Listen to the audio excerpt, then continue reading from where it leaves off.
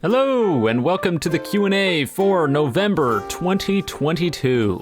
You'll notice that the background footage isn't 13 years old, although I could forgive you for maybe thinking that it was, because Tusk Act 4 still doesn't work in this game. But you know what? That's neither here nor there. With the Roblox JoJo game here, I can tell YouTube that this is a Roblox video, and then more people will probably click on it. So if you clicked on it because of the JoJo, heh, gotcha. Moving past that though, as usual, I sent a community post out, I asked for questions, I got some, and we're here to answer them. So let's get started. Our first question comes from YBA Trash, and they say, do you plan on making any more videos with your friends soon? They're really fun to watch, and I also enjoy seeing you look like you're genuinely having fun playing something and messing around with your friends.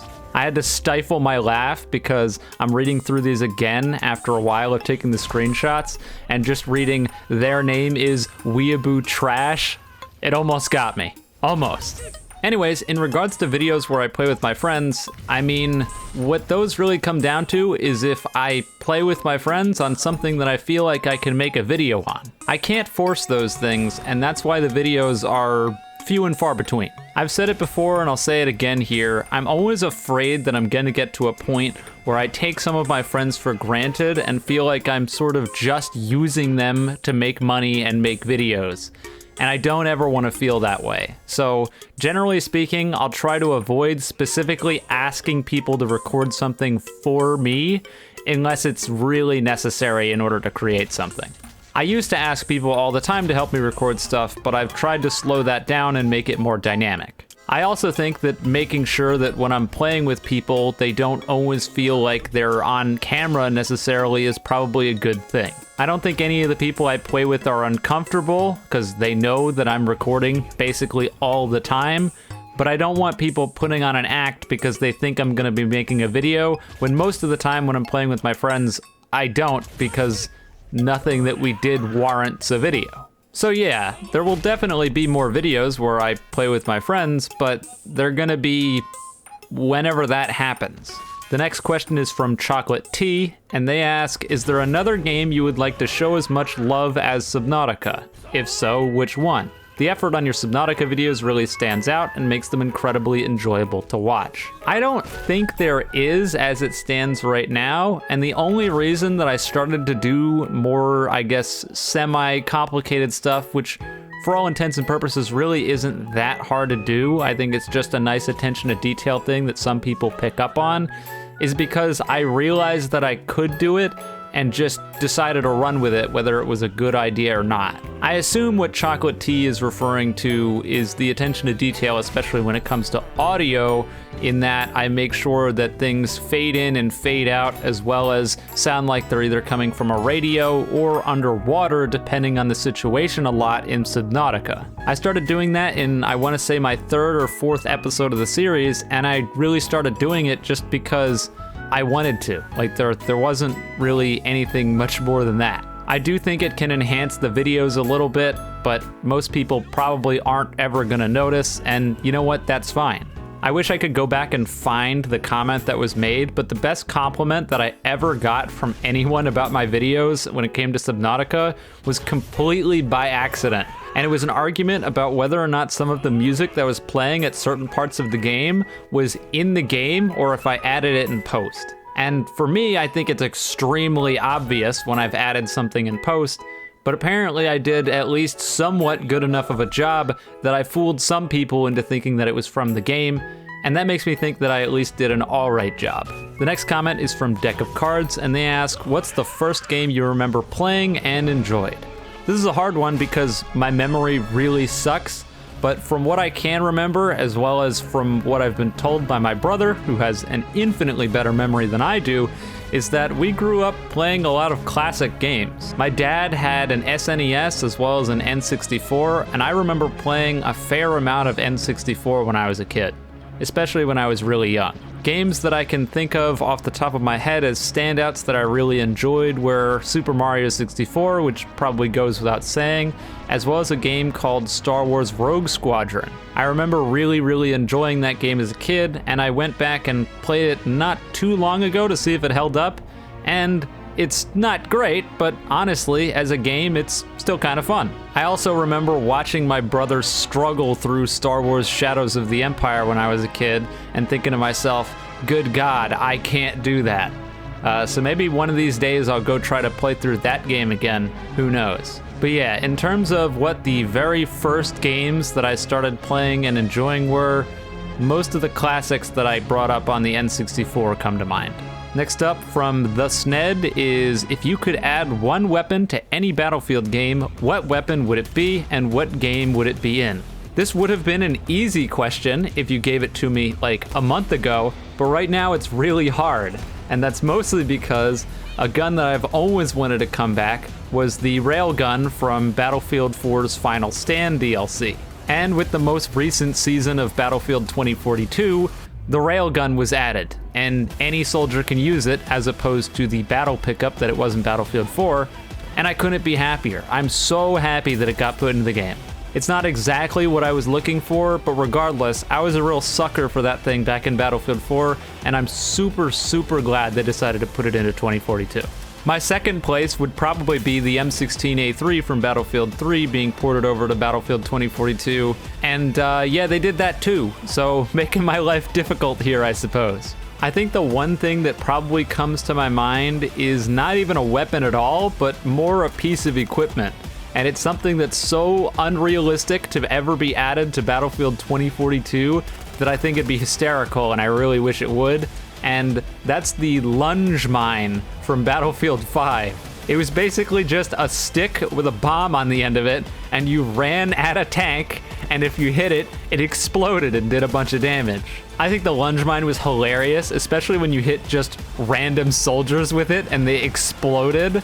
And I really wish we got it, but like, it's literally a stick with a bomb on the end from World War II. What are the odds that we're ever gonna get that? I'm going with 0. From Woe, who says, I recently bought Battlefield 2042 because watching you play it, it was very entertaining, and I've been having a blast ever since I played my first match. Since Season 3 dropped about a week ago, what do you think of the new weapons, specialists, new tank, map, etc.? For me, I think the specialist is really good, and the weapons, while I suck at aiming, if put in the right hands, could do some damage. As always, keep up the good work, loving the videos. I should have put this question next to the other 2042 question. Actually, wait, I can edit this. Pretend you didn't hear that. You just heard me talk about the 2042 railgun, wink wink nudge nudge, and I already said that I really like it. I think the railgun is super interesting, and while I wish it was more similar to the Battlefield 4 one, I think the initial outrage before it even came out about it being overpowered was pretty overblown, and I had a feeling it would be. I will say that there's almost zero reason, or seemingly zero reason, to use a normal sniper rifle nowadays, because why wouldn't you use the near hit scan railgun? But I guess some people don't want to get used to the charge up time, and you know what, I can respect that. Overall, the railgun is really, really fun. I don't think it's overpowered. Maybe I'll eat my words later, and maybe they'll hit it with a fat-ass Nerf hammer, but as it stands, I think it's pretty balanced, and I enjoy it in the game as it is. The new pistol seems pretty generic. It's just kind of an MP28 clone, it seems like, but I've been using it a little bit and it's just all right. I don't know. I don't have much else to say. And the shotgun is just another shotgun to completely trivialize the pump action shotgun, because it's better than the pump action. Not sure if it's as good as the auto shotgun. I'm feeling like it's not, but I think only time will really tell on that one. The two vault weapons that were added, the A91 and the XM8 LMG, I'm not so sure about. The XM8 LMG seems pretty good if you play correctly, and the A91, I don't think I've put enough time in to figure out how good it is. As for the Specialist, I also think the Specialist is very strong, and people just are not using him very much right now because I don't think they really know how he works. And if you do use him properly, I think he can really do some damage.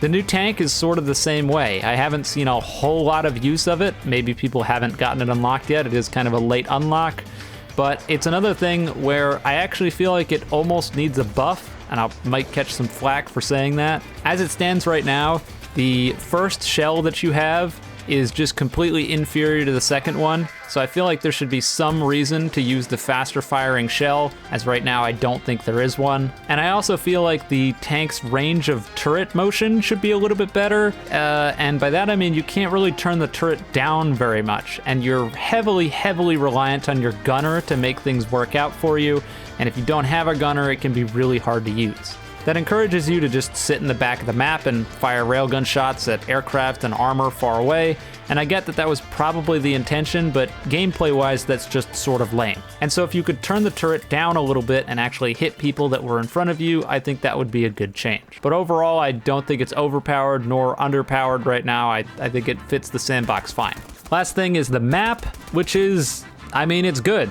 Which is impressive because all of the 2042 DLC maps so far have been good. It's also a little bit sad because it shows that the developers are more than capable of making good maps, and yet they somehow managed to make every single base map garbage.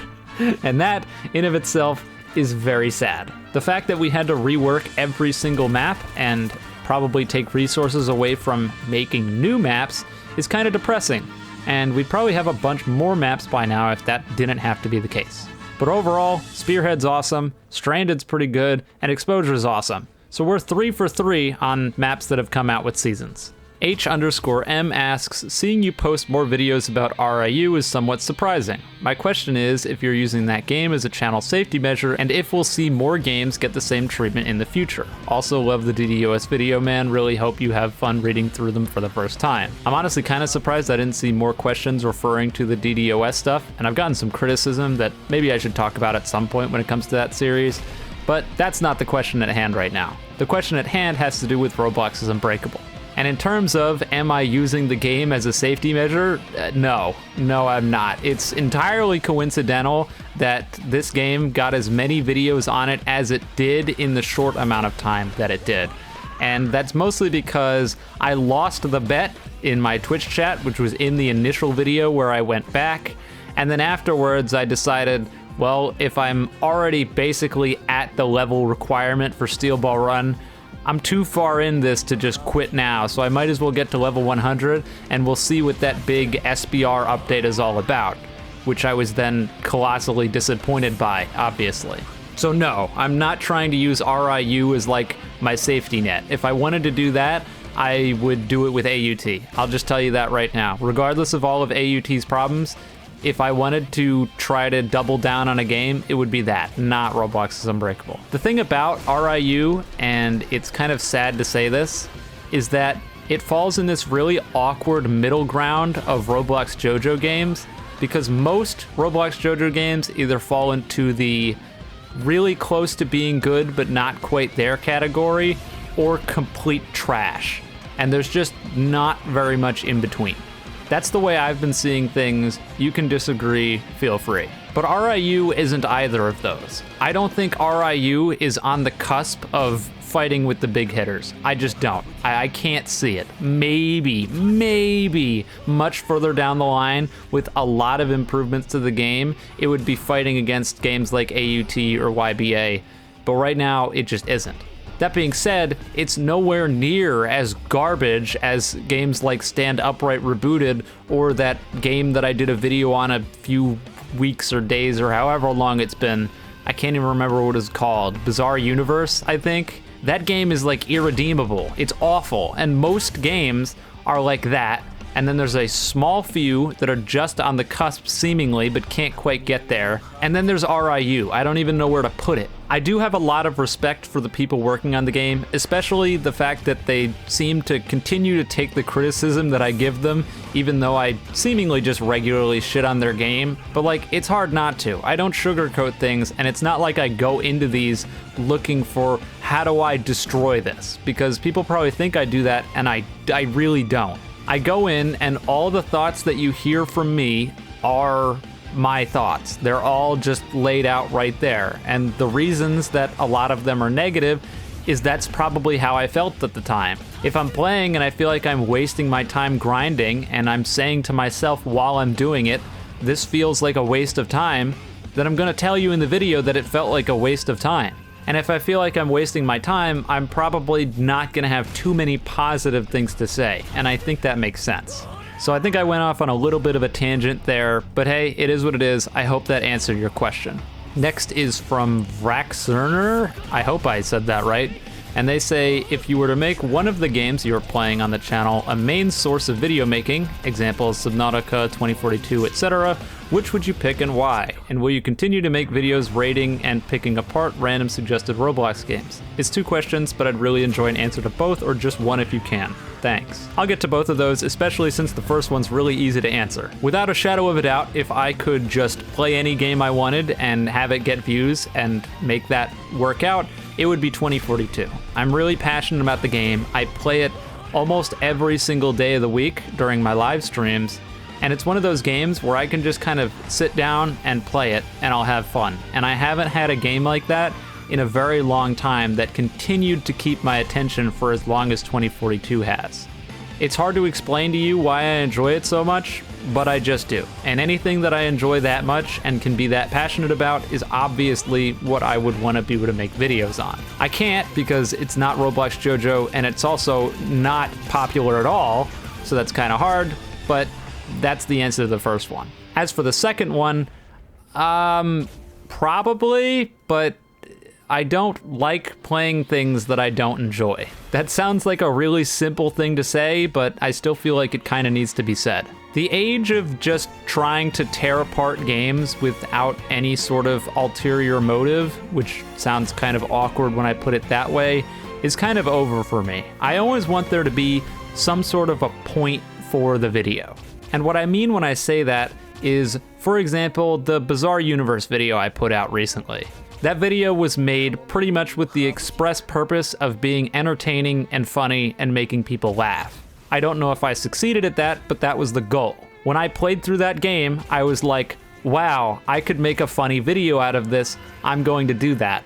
And then I slapped the kind of review on the end of the funny video because people probably expected me to talk about what I really thought about the game. When it comes to Roblox's Unbreakable, those videos come out mostly with the express purpose of hopefully making the game better for those that are playing it. I know that the Roblox's Unbreakable devs watch my videos, and I also know that they take my feedback into consideration. So it makes perfect sense for me to lay criticism out if I know they're going to do something about it, and by proxy, make the game better for everyone that's playing it. But the idea of me going and playing, I don't know, Grand Peace Online, for example, and telling you all of these things that you already know just for the express purpose of saying, wow, this is shit, without anything else, I don't know. I don't know how I feel about that. Well, I do know. I do know how I feel about that, and it's not great. So unless people really want to see stuff like that, I want to kind of avoid it. Yo Drax says, Eclipse, is there a probability you will play any other shooter type games? I really like your Battlefield videos, and I wonder if you will ever branch out more in your videos. It depends what you're talking about, because honestly, I'm not entirely sure. A fair amount of people have asked me to play Call of Duty, which isn't hugely surprising because that game is really popular, but I own Call of Duty now, unfortunately. Thanks, Chris. He's my brother and he bought it for me, which I don't appreciate. And I mean, I guess I might as well just tell the Call of Duty story while we're here, because honestly, the people who watch these Q&As probably would prefer it to be longer rather than shorter anyway. Call of Duty Modern Warfare 2 has a skill-based matchmaking problem, just like every other Call of Duty does. And if that makes you click off the video, sorry. I have not bought a Call of Duty since Call of Duty Modern Warfare 2019 due to the skill-based matchmaking problem just not making the game very much fun for me to play. That should have been the end of it. Every year a Call of Duty comes out, I check the reviews, they say SBMM, and I go, all right, I'll pass, and that's a wrap. This year, my brother, for some reason, decided, you should play this game, despite knowing it had skill-based matchmaking, and bought it for me. I played the game the next day on a live stream, and I mostly played the ground war mode, which is more akin to Battlefield. Did all right, had a little bit of fun, but overall, I mean, it's Call of Duty. What else more is there to say? About halfway through, my brother was like, hey, let's play 6v6. And I was like, no, it's gonna be skill-based matchmake hellhole. And he's like, no, really, let's do it. So we did. And he crashed out because the game's unstable. And we got absolutely obliterated, and I had zero fun. That was the only 6v6 match I played during that stream, went back to ground war, and finished off the day. After that, I decided to play some more, and he insisted that we play 6v6 multiplayer. So we did. That was one of the worst gaming experiences I've had in quite a long time. And I'm not joking when I say that. There's no exaggeration. It was awful. No matter how hard I tried, no matter how much I sweated, we ended up at a 1 KD, which honestly is really impressive. I'm very impressed in Call of Duty's algorithm, because even Modern Warfare 2019 struggled pretty hard back in the day to make it so that I couldn't do at least somewhat well. But Modern Warfare 2 does a bang-up job making it so that I will always feel inadequate, no matter what. I'm never doing good enough. I'm always average. After a while, I got tired of it and I was like, I can't do this anymore. I'm gonna log off. I'm just exhausted. And I decided, let me log on to 2042 because, I actually enjoy that game, play a few rounds, and then go to bed. I played one singular round of Battlefield 2042 Rush, and I dug up the screenshot that I sent in our Discord chat after I played it. I got 62 kills and 7 deaths. After playing Call of Duty for almost 2 hours, I could not get over a 1.2 KD no matter how much I sweated.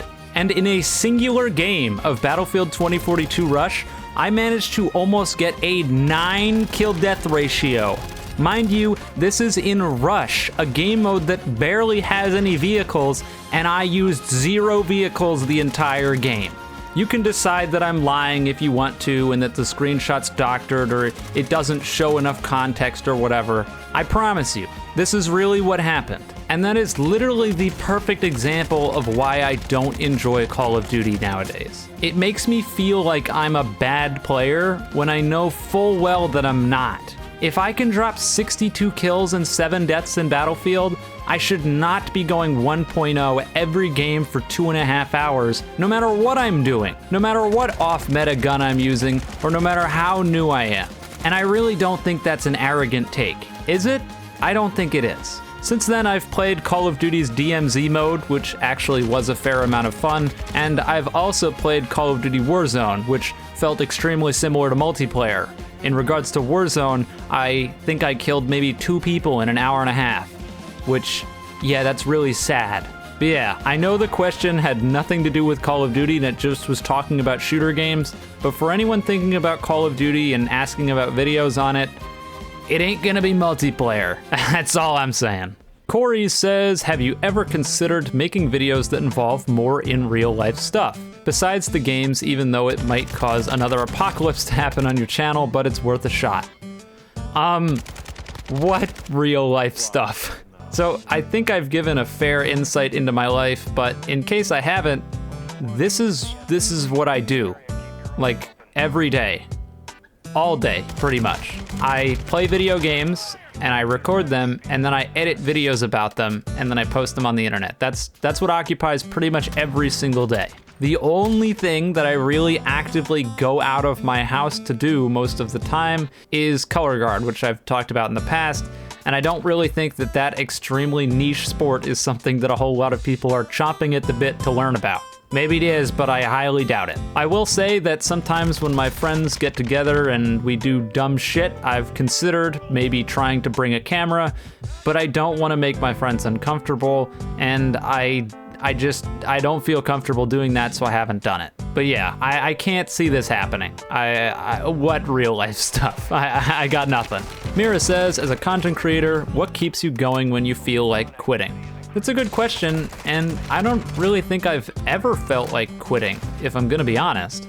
There's been plenty of times, hundreds, maybe thousands, where I've just sat down and been overwhelmed by it all, especially when it comes to worrying about algorithms and whether or not I'll be able to continue making videos and whether or not things will do well.